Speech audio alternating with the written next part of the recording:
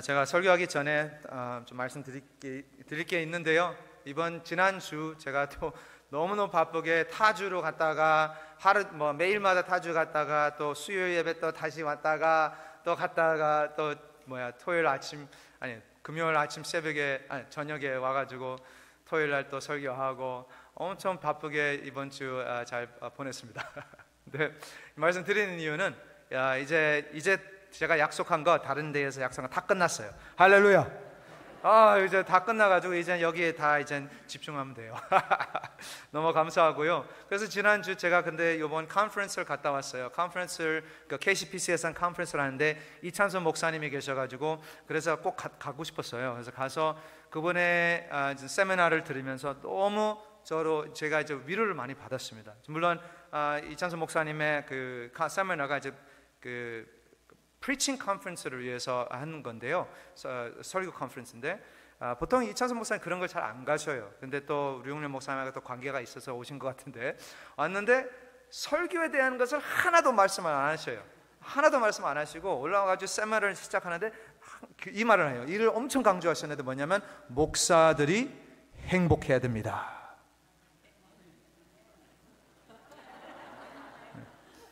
목사들이 행복해야 된다. 그래서 저는 그 이야기를 듣고요 너무 감동을 받았어요. 왠지 아세요? 저 행복한데 저는 벌써 여기 연합교회 와가지고 너무 행복한데요. 그리고 거기 가가지고 그 이야기를 듣고 제가 너무 위로가 받는 게 컨펌이 된 거예요. 하나님이 우리 연합교회에서도 행복을 허락하시는구나. 할렐루야. 네, 감사합니다. 그래서 우리 여러분들도 저뿐만 아니라 다 행복한 우리 교회가 됐으면 좋겠습니다. 진짜입니다. 꼭 행복하시길 바랍니다. 네, 제가 또 거기 갔다가 사실 주일날 주보에 다 나와 있잖아요. 나와 있는데 제가 이제 수요 예배를 이제 새롭게 시작을 했는데 첫 번째는 했는데 두 번째는 제가 또 딴 데 가야 돼가지고 다른 분한테 부탁해가지고 이제 지난 주일날에 어떤 한 집사님이 오셔가지고 눈물 흘리시면서 목사님이 설교하셔야죠 그러시는 거예요. 그래가지고 제가 그 말을 듣고 솔직하게 말씀드렸어요. 집사님, 사람을 바라보고 오는 것이 아니잖아요. 하나님을 예배하는 것이죠. 그렇게 얘기를 했어요. 하고 이제 잘 가시고 이제 저는 이제 월요일 아침에 운전하러 올라가는데요. 마음이 너무 무거운 거예요. 아이고 왜 이렇게 마음이 무겁지, 부담스럽고 무겁다. 그래서 바로 이제 우리 부목사님, 우리 신목사님한테 전화했으면 신목사님이 그 주에 설교를 하기로 했거든요. 저 대신. 그래서 목사님 설교 다 하셨죠? 준비 다 하셨죠? 네. 목사님 제가 할게요. 그러니까 네, 당연하죠. 하십시오. 그래가지고 전화 끊었는데 제 마음에 평화가 넘치는 거예요. 평화가 너무 넘쳐가지고 제가 이렇게 하나님 뜻이구나. 그래가지고 그렇게 해가지고 갔다가 이렇게 했어요. 그래서 너무너무 감사했어요. 할렐루야. 아직도 살아있잖아요. 네, 이제 이번 해 끝까지는 다른 데 안 가요. 오늘의 설교 말씀,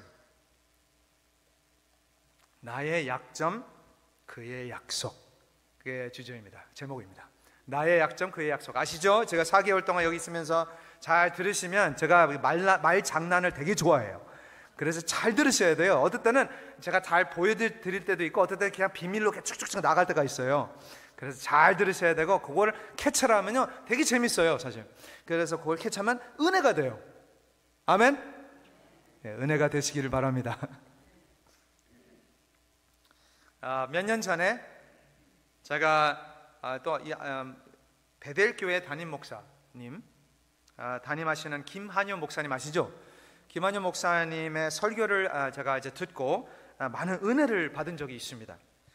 그 설교의 예화가 제 마음에 감동이 되었는데요.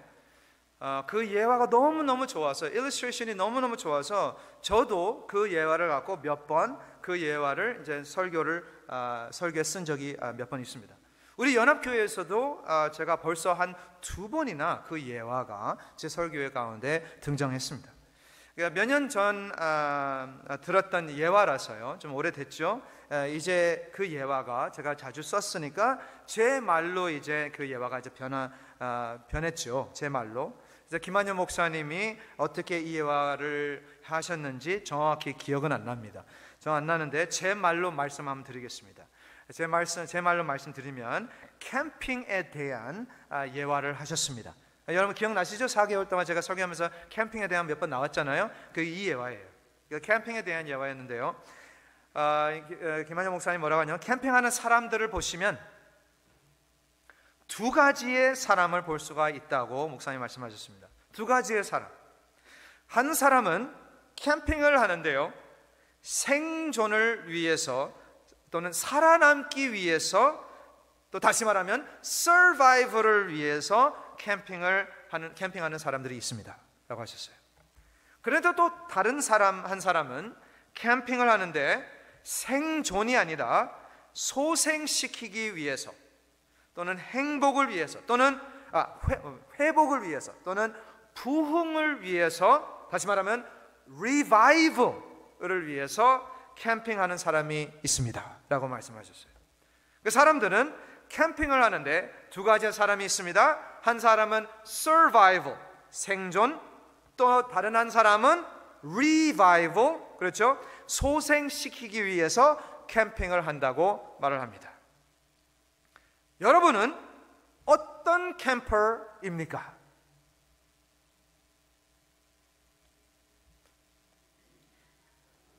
보통 사람들은 캠핑하러 가면 생존을 위해서 캠핑하나요? 아니, 이건 아니잖아요. 여행, 그렇죠? 또는 방학 때 가잖아요. 휴가 때 캠핑을 합니다. 다시 말하면 보통 사람들은 소생시키기를 위해서, 그렇죠? 캠핑을 합니다. 리바이벌을 위해서 캠핑을 합니다. 그런데 생존을 위해 또는 서바이벌을 위해 캠핑하는 사람들은, 다른 말로 하면 그런 사람들은 뭐라고 불러요? 노숙자들입니다. homeless people들이잖아요. 집이 없으니까 생존을 위해서 캠핑을 하는 거죠. 그래도 보통 우리 모두는 캠핑을 생각하면 로맨틱한 생각을 많이 하게 돼요. 그렇죠? 캠핑을 가면, 실제로 가면 얼마나 힘들어요. 실제로 가면 얼마나 답답하고 힘듭니까? 근데 상상하면 얼마나 로맨틱한 생각을 하게 돼요. 또는 판타시적인, 그렇죠? 여행으로 생각을 합니다. 보통 우리 대부분 다 그렇게 생각하잖아요. 그러나 개인적으로 personally 저는 캠핑을 안 좋아합니다. 안 좋아하고 저는 Holiday Inn, 호텔이 좋아합니다.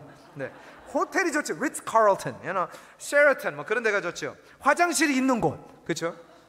침대가 있는 곳, 샤워실이 있는 곳, 이런 것이 좋은 곳이죠. 아멘. 우리가 성경적으로 이 말을 한다면요, biblically 성경적으로 말하면 우리는 survival이 아니에요. survival이 아니라 revival입니다. 아멘. revival이잖아요. 또는 우리는 여행하고 있습니다. travel입니다. 왜냐하면 우리는 가야 할 곳, 그렇죠? 도착지가 있습니다. final destination이 있어요. 그곳을 향하여 우리는 그곳을 집이라고 부릅니다. home. 그렇잖아요. home. 성경을 뭐라고 부르냐면 천국이라고 부릅니다. 그게 우리 집이죠. 아멘.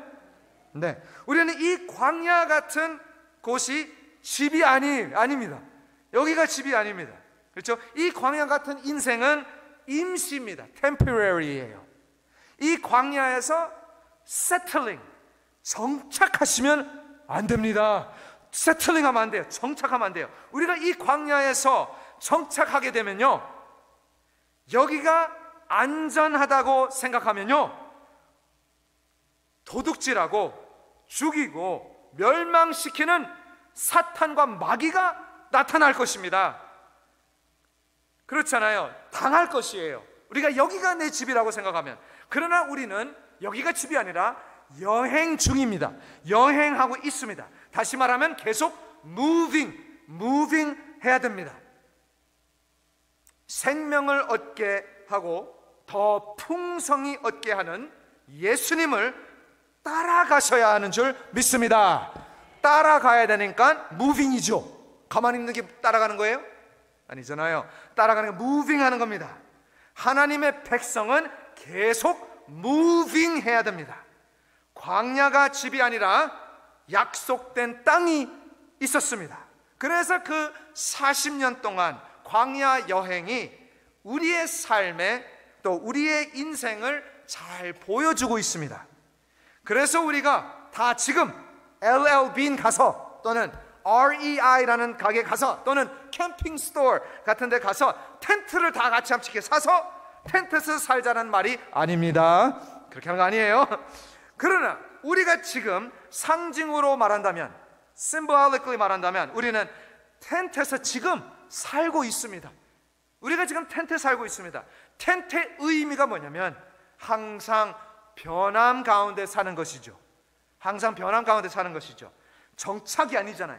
항상 transitional, 그렇죠? transitional, 과도기, 과정, 변화 가운데 사는 것입니다. 그래서 우리는 안정감 또는 경계심을 누리기가 아주 힘듭니다. 이 세상에 트랜지션을 하는데 어디에 안정감이 있어요? 어디에 경계심이 있어요? 왜냐하면 우리는 있었던 곳, 잘 들으셔야 돼요. 있었던 곳에 더 이상 있지 않습니다. 그렇잖아요. 있었던 곳에 있으니까 있었던 곳에 더 이상 있지 않습니다. 또는 가야 할 곳에도 아직 가지 않았습니다. 있었던 곳에 있지 않고 가야 할 곳에도 아직 안 갔습니다. 그래서 항상 중간에 과도기 가운데서 살고 있잖아요. 그렇죠? 항상 과도기 가운데 살고 있잖아요. 항상 트랜지셔널한 삶입니다. 그러니까 불편하고, 그러니까 불안합니다. 그런데요, 그러나 예수님 믿는 사람들의 최악이 뭔지 아세요? 최악이 있어요. 최악이 뭐냐면 가만히 있는, 물이 괴어 있는, 또 고여 있는 신앙생활하는, 물이 미지근한 신앙생활, 이것이 최악입니다. 안정감만 추구하는 컴포트 존에 빠져 있는 크리스천들, 이런 크리스천들을 뭐라고 부르는지 아세요? 제가 만든 말이에요. 카우치 포테이토 크리스천입니다. 카우치 포테이토. 카우치 포테이토가 뭔지 아세요? 아시잖아요.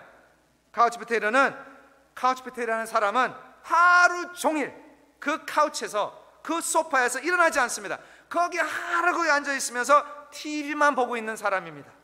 그게 카우치 포테이토예요.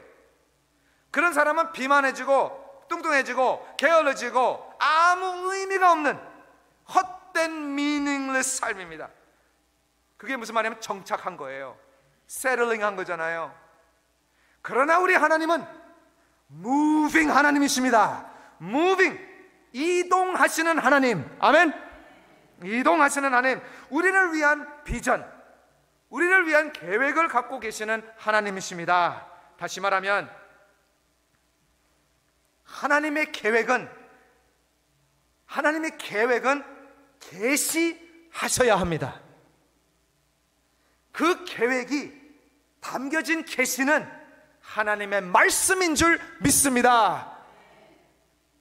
우리가 하나님하고 대화할 때요, 하나님은 아주 답답하실 겁니다. 왜냐하면 하나님은 우리가 어디로 가야 하는지를 보여주고 있는데, 미래를 보여주고 있는데, 계시하는데, 계획을 세우고 계획을 보여주는데, 우리의 관심사는 여기가 있는 것이 아니라 지금입니다. 지금, 현재. 하나님은 미래를 자꾸 보여주고 계시는데, 그렇죠? 계획을 말하고 계시는데, where I am going을 보여주는데, 우리는 자꾸 지금 현재를 말하고 있습니다. 현재를 말하고 있습니다. Where I am now. 그러니까 오해가 되죠. misunderstanding이 되고 miscommunication이 있고, 그런 많은 안 통할 때, 말이 안 통할 때가 너무 많습니다. 하나님 왜 응답을 안 해주십니까? 하나님 벌써 이미 응답하셨는데. 하나님은 아브라함에게 이런 말을 하셨잖아요. 미래를 보여주시잖아요. 하늘의 별만큼 너는 자손들이 있을 것이다 라고 약속을 하셨는데, 아브라함은 자기 약점, 자기 자신을 보고, 자기 현 상황을 보고 좌절하잖아요. discouraged 되잖아요. 우리의 삶에 얼마나 많은 문제들이 있어요. 많잖아요. 문제들이. 생의 단계들 올라갈 때마다 문제들이 있잖아요. 어려움이 있습니다. 챌린지들이 있어요. 골리앗 같은 것들이 계속 있습니다. 그리고 생의 단계를 올라갈 때마다 우리가 여기에 있으면서 여기로 올라갈 때, 트랜지션을 할 때 항상 챌린지가 있잖아요. 항상. 처음으로 대학 갔을 때 얼마나 무서웠어요. 처음에. 그렇죠? 처음 결혼했을 때 얼마나 무서워요. 사랑하는 사람이 돌아갈 때. 그렇잖아요. 이런 상황, 이런 트랜지션들이 있을 때마다 우리는 힘들어합니다. 인생이 그렇잖아요. 아직 잘 모르지만 틀렸으면 말씀해 주세요. 그런데 인생은 우리의 삶은 다 괜찮다 싶으면 갑자기 또 펑 터지잖아요. 그게 인생이잖아요. 아멘. 잘 됐다 싶으면 또 문제가 생깁니다. 이제 조금 좋아졌다 싶으면 또 뭔가가 생기잖아요. 이런 싶으면 상황들이 우리의 삶에 얼마나 많아요. 너무나 많습니다. 이런 싶으면 상황이 올 때마다 좌절하고, 이런 싶으면 상황이 올 때마다 우울하고, 울기만 하면 안 됩니다. 하나님의 말씀을 들으시기 바랍니다. 말씀을 들으셔야 돼요. 여호와의 말씀이니라. 너희를 향한 나의 생각을 내가 아나니 평안이요 재앙이 아니니라. 너희에게 미래와 희망을 주는 것이니라. 아멘. 참 좋은 말씀이잖아요. 예레미야 29장 11절 말씀입니다. 오직 우리가 해야 할 것은 마음을 다하여 여호와를 신뢰하고 내 명철을 의지하지 말라. 너는 범사의 그를 인정하라. 그리하면 내 길을 지도하시리라. 아멘. 잠언 3장 5절과 6절 말씀이죠. 우리를 위해 하나님의 계획은 랜덤하지 않습니다. 랜덤하지 않아요. 갑자기 그냥 새로운 계획이 생긴 것이 아닙니다. 오늘 말씀의 다윗을 보시면 하나님은 다윗을 곧 창세 전, 말씀에 나오는 대로 곧 창세 전에 그리스도 안에 다윗을 선택했습니다. 그게 에베소서 1장 4절 말씀에 나오잖아요. 다윗의 창세 전에 뿐만 아니라 다윗의 전 세대만 봐도 우리가 알 수가 있습니다. 하나님의 계획이 계속 이 역사 가운데 진행하는 것을 우리가 볼 수가 있어요. 하나님은 다윗을 위해서 의도적으로 역사하는 것을 우리가 볼 수가 있어요. 룻기를 한번 보십시오. 룻기를 한번 보면 룻이 시어머니를 따라가잖아요. 안 따라가도 되는데 따라갑니다. 고향으로 따라갑니다. 베들레헴으로 가게 돼요. 그래서 거기서 룻이 누구를 만납니까? 보아스를 만납니다. 보아스를 만나고 거기 보아스하고 결혼을 하고 나서 누가 나와요? 오벳이 나오잖아요. 오벳이 나오고 나서 오벳이 또 애를 낳는데 애가 누가 나와요? 이새가 나옵니다. 이새가 오늘 말씀에 나오는 이새입니다. 이새가 나오는데, 그리고 이 이새가 몇 아이들이 나왔어요? 아들 8명의 아들을 낳고요.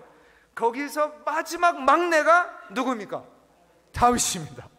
그렇게 나오는 겁니다. 그렇죠? 그 8명 아들 중에 제일 막내 다윗. 그리고 우리가 다 같이 읽은 것처럼 다윗은 항상 그 집안에서 또 그 공동체에서 무시를 당했고, 항상 가족들이 또 특히 아빠와 형들이 다윗을 ignore를 했어요. 업신 여겼어요. ignore. 너는 애밖에, you're just a kid. 그렇죠?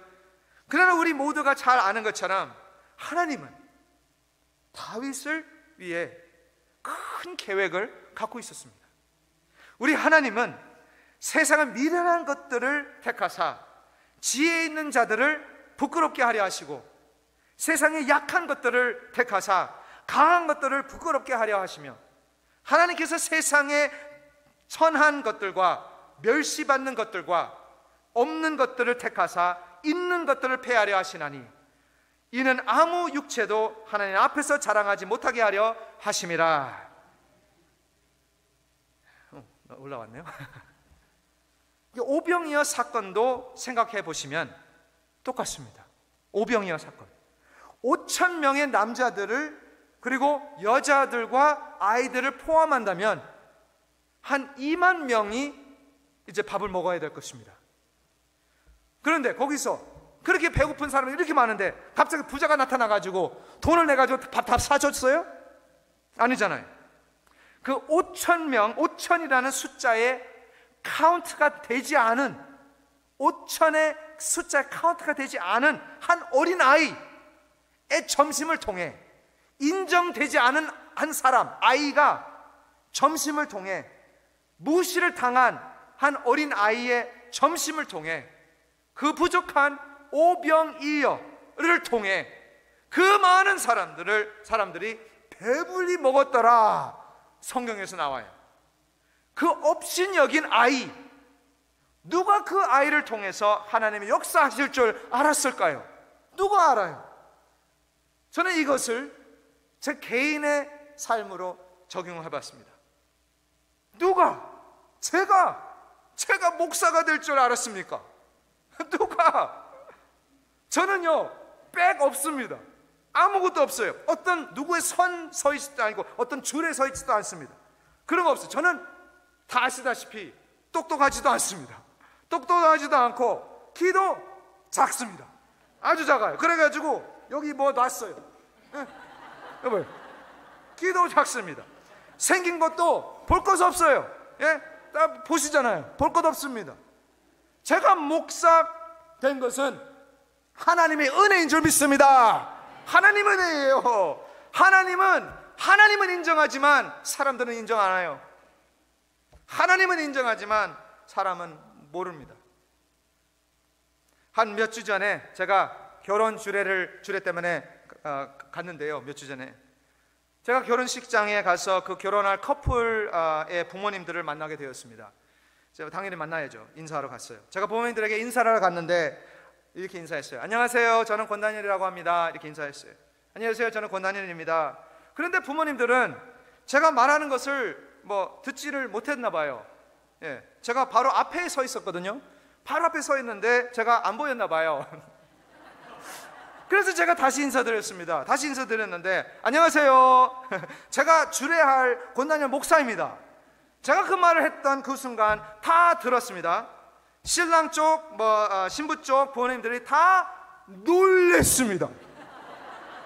완전 놀랬어요. 좋게 놀란 게 아니에요. 완전 황당한 표정. 아니 네가 주례자야? 말은 안 했는데 그 표정.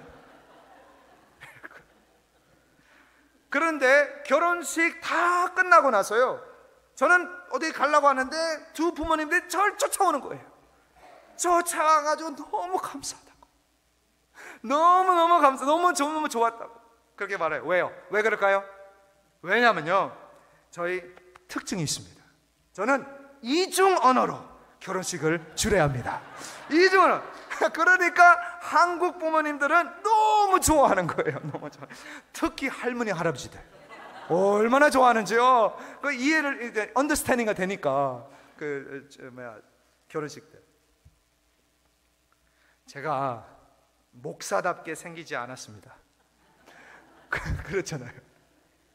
그 무슨 말인지 모르겠지만 목사답게 생기지 않았습니다. 또는 목사답게 말도 못해요. 그렇게 좀 멋있게 하면서 이렇게 해야 되는데 안 나와요. 네. 나이는 아직 여러분들 비하면 어리죠. 여러분들 비하면 어리지만 사실 나이는 그렇게 어린 것은 아닙니다. 어린 것은 아닙니다. 비교적 어리게 보이죠. 네? 한 25살?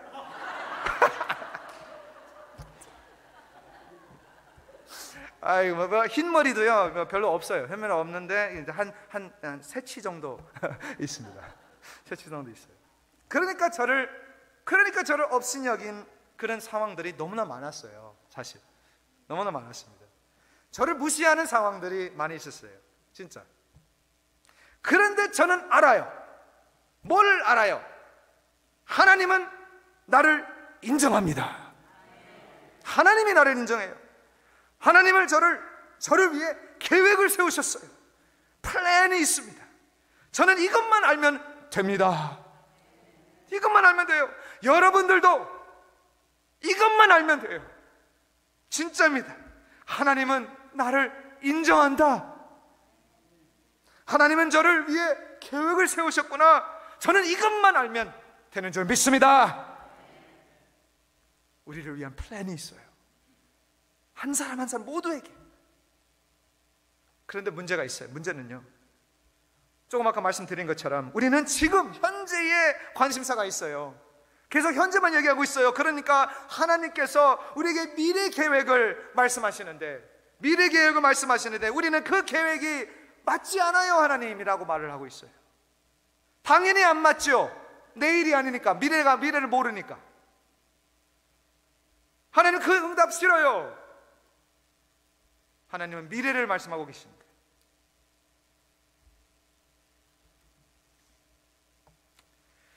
우리는 그 계획이 맞지 않다라고 생각할 때가 너무나 많아요. 너는 목사가 될 것이다 하셨을 때 저는 아니요, no way. 그러나 하나님은 아셨습니다. 우리는 여기 지금만 알지만, 그러니까 안 맞는 것 같잖아요. 그러나 하나님은 내일을 아시는 하나님이십니다.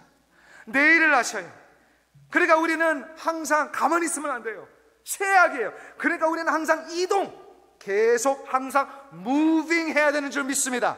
계속 무빙 해야 돼요. 지금 내 자신이 불쌍하다 그럴 시간 없어요.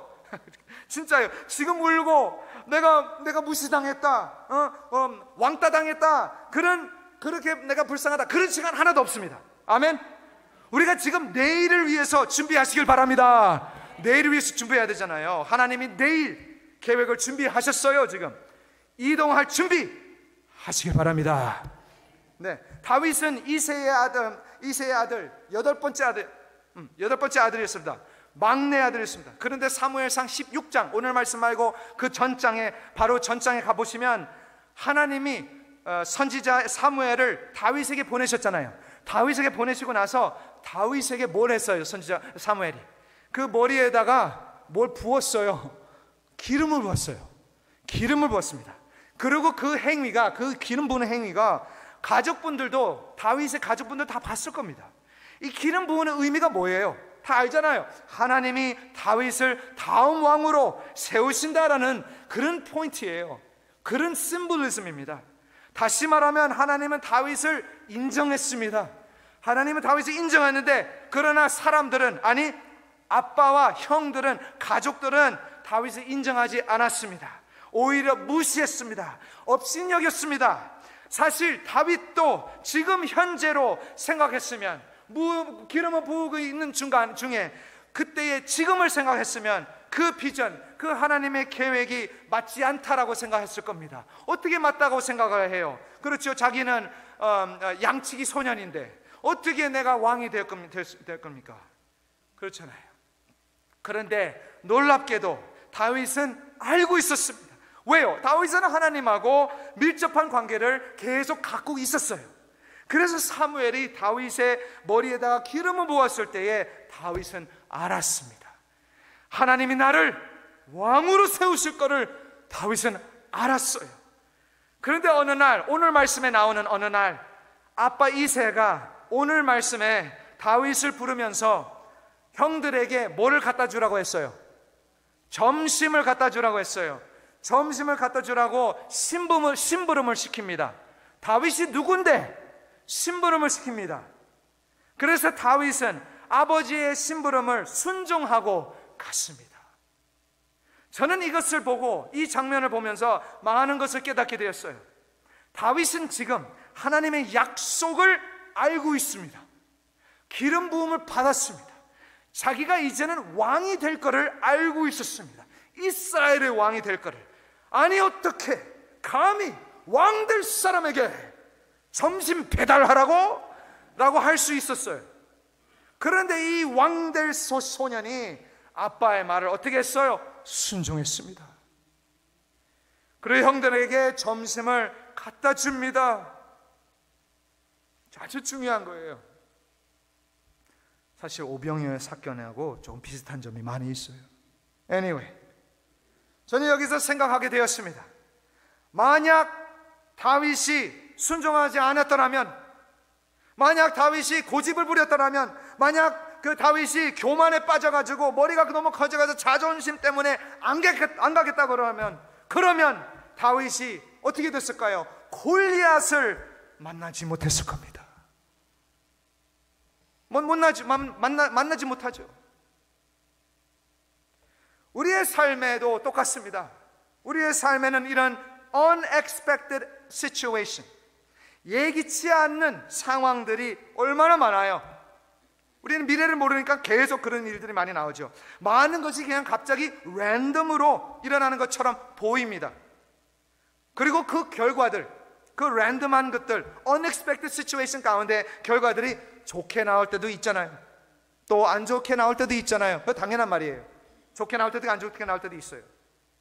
그런데요, 하나님이 우리를 위한 계획이 있다는 것을 믿으시면, 우리를 위한 계획을 믿으시면, 하나님 우리를 위한 비전이 있다면, 우리는 모든 순간마다 크든 작든 어떤 순간, 모든 순간 가운데 항상 기뻐하고 쉬지 않고 기도하고 범사에 감사할 수 있는 줄 믿습니다. 왜요? 중요한 게 왜요? 이것이 그리스도 예수 안에서 너희를 향하신, 우리를 향하신 뭐요? 하나님의 뜻이니라. 아멘. 이것이 뭐예요? 하나님의 뜻이 뭐예요? 하나님의 계획입니다.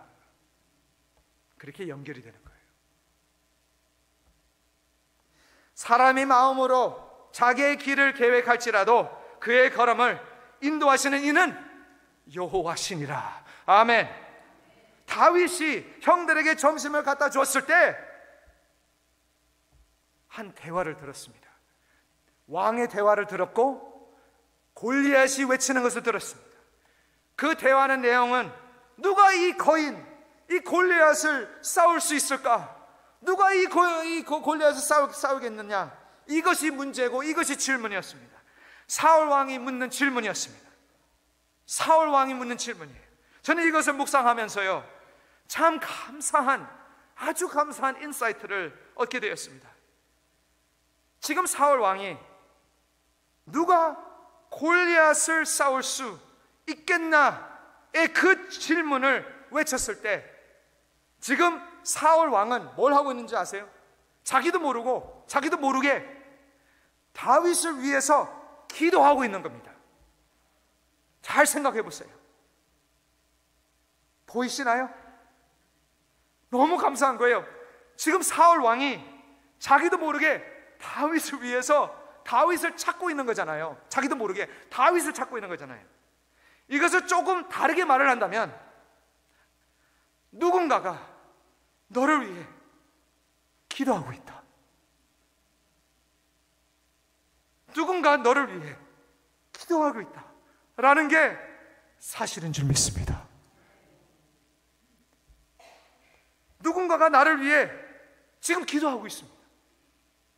그런데 그 사람이 나를 위해 기도하는 것을 모를 수도 있습니다. 모를 수도 있어요. 사울 왕은 양치기 소년이 다음 왕이 될 거라고 몰랐습니다. 사실 온 이스라엘 백성이 다윗 왕이 될 줄은 아무도 몰랐습니다. 그런데 모두 다가 온 백성이, 왕까지 다윗을 위해 기도하고 있었습니다. 누군가가 나를 위해 기도하고 있는 것을 믿으시길 바랍니다. 얼마나 힘이 돼요. 얼마나 감사해요. 하나님은 그 기도의 응답을 하셨습니다. 응답 어디 있어요? 다윗을 형들에게 점심 갖다 주는 게 답이었습니다. 저는 이것을 깨닫고, 와우, 우리 하나님은 아주 작은 곳에서 또 역사하시는구나. 너무 평범한데 노멀하잖아요. 점심 갖다 주는 거. 너무 랜덤하잖아요. 그러나 우리 하나님의 약속을 믿어서 우리는 모든 상황 가운데에 크든 작든 좋든 나쁘든 기쁠 수 있습니다. 왜요? 이것이 그리스도 예수 안에서 너희를 향하신, 또 우리를 향하신 하나님의 뜻, 하나님의 계획이니라. 아멘. 다윗이 그 대화를 들으면서 25절에 보시면 골리앗을 죽이는 사람에게 많은 재물로 부하게 하고 나와 있잖아요. 그의 딸을 또 그에게 주고, 두 번째, 또 그 아버지의 집을 이스라엘 중에서 세금을 면제하게 하시리라. 세 가지의 그 상을 주십니다. 저는 이 세 가지의 상을 보면서 생각하면서 조금 다르게 생각하게 되었습니다. 많은 재물은요, 다른 말로 한다면 풍성한 삶입니다. 왕의 딸을 갖는다는 것은 왕족이 되는 것입니다. 세금 면제는요, 나의 집안은 이제는 복된 가정이다 라는 것을 표현하는 것입니다. 그래서 다윗이 대답합니다. 26절, 이 블레셋 사람을 죽여 이스라엘의 지옥을 제거하는 사람에게는 어떠한 대우를 하겠느냐? 이 할례받지 않는 블레셋 사람이 누구이기에 살아계시는 하나님의 군대를 모욕하겠느냐? 저는 이것을 읽으면서요, 와, 다윗은 진짜 강한 용사다, 다윗은 용감한 진짜 용사라고 생각을 했었어요. 그런데요, 그냥 아무 생각 없이 용감한 것은 아니었어요. 다 그렇게 생각할 거예요. 근데 그게 아니에요. 다윗은 스트래티지, 전략을 갖고 있었습니다. 전략이 있었습니다. 몇 년 전에요, 제가 그 워싱턴 중앙장로교회에서 이제 사역을 하면서 거기 담임 목사님, 그 류영렬 목사님이 이제 세미나를 하셨어요. 근데 그 세미나를 들으면서 목사님이 이런 말을 해요. 리더십에 대한 세미나인데요, 이 세상에는 두 가지의 리더가 있습니다. 그렇죠. 한 리더는 안전을 추구하는 리더다. 안정감을 원하는 리더다. 그리고 또 한 사람은, 잘 들으세요, 또 한 사람은 권단열이다. 진짜로요. 그렇게 말했어요. 권단열이다. 그리고 그 권단열 리더십은 리스크 테이커입니다. 그게 저예요. 위험 감수자. 맞나요? Anyway, 류용렬 목사님이 틀린 말을 하지 않았습니다. 틀린 말은 아니에요. 맞아요. 저는 리스크 테이커입니다. 리스크를 테이크합니다. 그러니까 연합교회 왔습니다.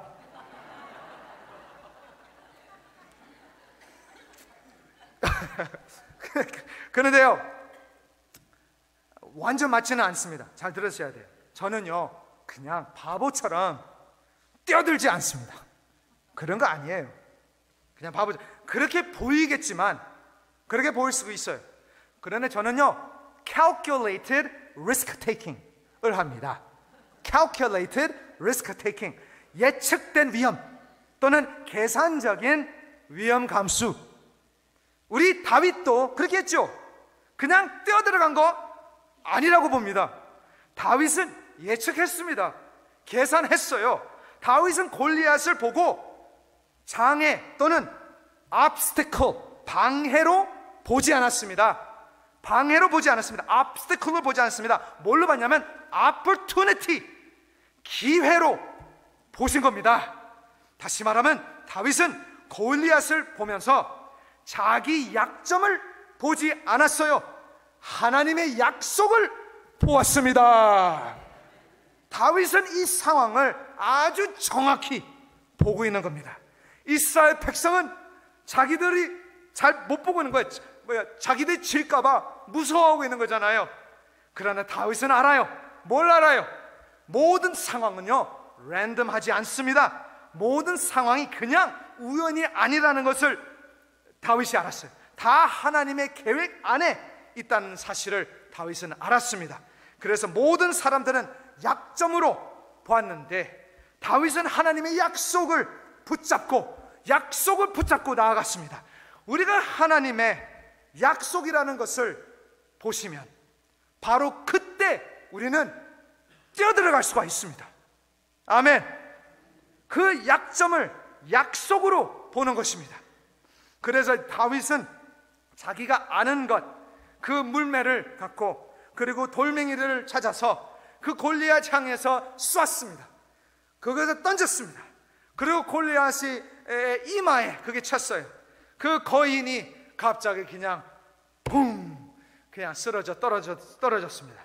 그리고 골리앗의 그 검을, 그 검을 꺼내서 골리앗의 머리를 그냥 잘라버렸습니다. 그 검이 자기를 죽여야 되는데 자기를 죽일 그 검을 자기가 갖고 골리앗의 머리를 그냥 잘라버렸습니다. 저는 이것을 보고 우리 예수님이 생각이 났습니다. 우리 하나님은 우리가 할 수 없다는 것을 너무나 잘 알고 계십니다. 그냥 보내지 않았습니다. 그냥 보내지 않았습니다. 스트래티지, 우리 예수님을 독생자 예수님을 보내셨을 때 그냥 보내시지 않았습니다. 스트래티지로 보내셨어요. 전략이 있었습니다. 계획으로 보내셨어요. 42 generation, 42개의 이 세대를 거치면서 지나가면서 성령님으로 잉태하사 동정녀 마리아에게 나시고 30몇 년 동안 이 땅에서 사역하시고 그리고 나서 우리의 골리앗을 예수님이 마주쳤습니다. 우리의 골리앗이 뭐야? 죄잖아요. 우리의 죄, 그리고 우리를 죽이는 그 죄를, 우리 예수님이 그 죄를 짐으로 지고 우리 대신 십자가에서 죽으셨습니다. 그래서 이제는 우리가 그 십자가를 바라봤을 때에 약점이 보이고 또는 약속이 보입니다. 약점이 보이고 또 약점이 보입니다. 그런데 예수님을 따라가는 무빙하는 사람들은요, 그 약속을 누릴 수가 있습니다. 왕의 세 가지의 상입니다. 예수님을 따라가는 자들은 풍성한 삶을 누릴 수가 있습니다.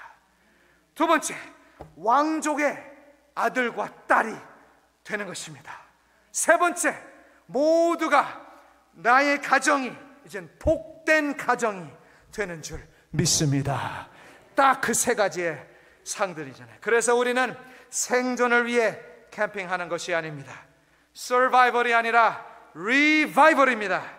우리가 이 땅에 살면서 많은 obstacle들이 있습니다. 방해들이 있어요. obstacle. 그러나 우리는 알고 있습니다. 영원한 천국, 나의 집이 기다리고 있는 것을 알고 있습니다. 그래서 이제는 나의 약점을 바라보지 마시고 하나님의 약속으로 보시고 그 약속을 믿고 따라가시기 바랍니다. 기도하겠습니다.